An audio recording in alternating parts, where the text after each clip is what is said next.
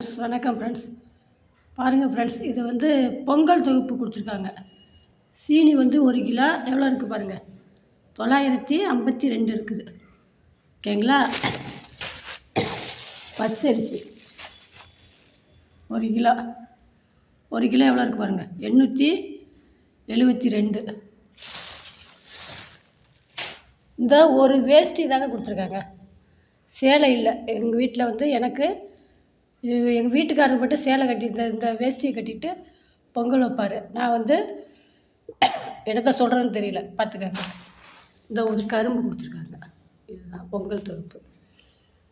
இது வந்து இது எந்த ஊருனா உச்சிப்புளி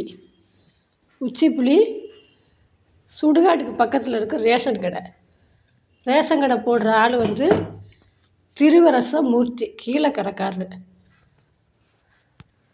அவர் என்ன பண்ணுறாருன்னா, இந்த மாதிரிக்கு ரேஷன் கடை ஒரு வேஷ்டி அல்லது சேலை ஏதாவது ஒன்று கொடுத்துட்டு என்ன பண்ணிடுறாருன்னா, 2 மூட்டை 3 மூட்டை பக்கத்தில் ஒரு லேடி ஒன்று இருக்குது, ஒரு வீடு இடியப்பம் வந்து வச்சு வியாபாரம் பண்ணுற வீடு. அந்த வீட்டில் கொண்டு போய் பதுக்கி வச்சிடுறது. பதுக்கி வச்சுட்டு கொஞ்ச நாள் சென்று வியாபாரியை வர சொல்லி 2 மூட்டை 3 மூட்டை ஆட்டோவில் ஏற்றி வியாபாரிக்கு அனுப்பி விட்ருது. இதை வந்து நான் போன வருஷம் என் கண்ணாலேயே பார்த்தேன். அதுக்கப்புறம் கோதுமையெல்லாம் வந்து நார்த் இண்டியன்ஸ் வந்து இருக்கானுங்கள்ல, அவனுங்களுக்கு ஃபுல்லாக பிளாக்கில் விற்றுறது. பச்சரிசியை ஃபுல்லாக இடியப்பம் விற்கிறவங்களுக்கு, இடியப்பம் வச்சு விற்கிறவங்களுக்கு விற்றுறது. புழுங்கரிசிலாம் மாவாட்டி விற்கிறவங்களுக்கு விற்றுறது. நம்ம போய் கேட்டோம்னா இன்றைக்கி வாங்க நாளைக்கு வாங்கன்னு. ஆயில் என்ன பண்ணுறது, ஆயிலை வந்து கடைகளுக்கு கொடுத்துறது, ஹோட்டல்களுக்கு. ஒரு ஜாமான் வாங்கணுன்னா 40 ரூபாய்க்கு எக்ஸ்ட்ரா ஜாமான் வாங்கணும். அதில் என்னென்ன ஒன்று மேக்ஸிமம் கொடுப்பாங்கன்னா, பொட்டுக்கடலை ஒரு பாக்கெட்டு, அப்படி இல்லைன்னா மைதா மாவு, அப்படி இல்லைன்னா கோதுமை மாவு. நமக்கு வந்து கோதுமை வேணும்னா 5 கிலோ அரிசியை விட்டு கொடுத்தா கோதுமை கொடுப்பாங்க. 5 கிலோ இல்லை, ஒரு கார்டுக்கு வந்து ஒரு 20 கிலோ அரிசி விட்டு கொடுத்தா 5 கிலோ கோதுமை தருவாங்களாம். எந்த விதத்தில் நியாயம் பாருங்க. வரும் பிளாக்கில் வந்து 1 கிலோ 15 ரூபாய்க்கு விற்கிறாங்க இந்த கோதுமையை. ஒரு மூட்டை அரிசி வந்து 500 ரூபாய்க்கு விற்கிறாங்க, புழுங்கல் அரிசி. இதெல்லாம் வந்து யாருமே கேட்க மாட்டாங்க.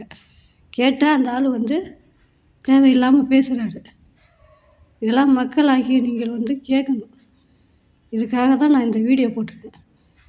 இந்த நாளைக்கு போய் இந்த ரேஷன் கடை வேஷ்டியை தூக்கி அந்த ஆள் மூஞ்சிலே அடித்து வீசிட்டு வரணும்னு பார்க்குறேன்.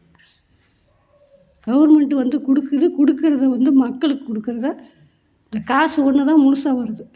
அரிசியில் கொள்ள, சீனியில் கொள்ள, கரும்பில் கொள்ள. ஒரு சிலருக்கு கரும்பில் இத்தனி அது வந்து அந்த கரும்பு வாங்கி நம்ம வந்து பொங்கலுக்கு யாருங்க சீனி போட்டு பொங்கல் வைக்கிறது, வெல்லம் கொடுக்கறது இல்லை. எடப்பாடியார் ஆட்சியில் இருக்கும்போது ஒரு டைம் வந்து ஏலக்காய் முந்திரியாச்சும் 2 போட்டாங்க.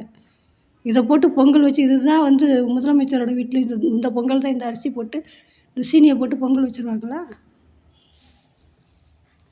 எல்லாம் நல்லா இருக்குல்ல. பொதுமக்களோட வயிற்றில் அடித்து இன்னும் வந்து வீணாக தான் போகும், அரசு வீணாக போகும். இந்த மாதிரி திங்கிற அரசு அதிகாரிகள் குடும்பமும் வீணாக தான் போகும். இதெல்லாம் பதில் சொல்லி ஆகணும். ஓகே, நன்றி மக்களே. ஷேர் பண்ணுங்கள், கமெண்ட் பண்ணுங்கள், சப்ஸ்கிரைப் பண்ணுங்கள். உங்கள் ஊரில் இந்த மாதிரிக்கு நடந்திருக்குதா?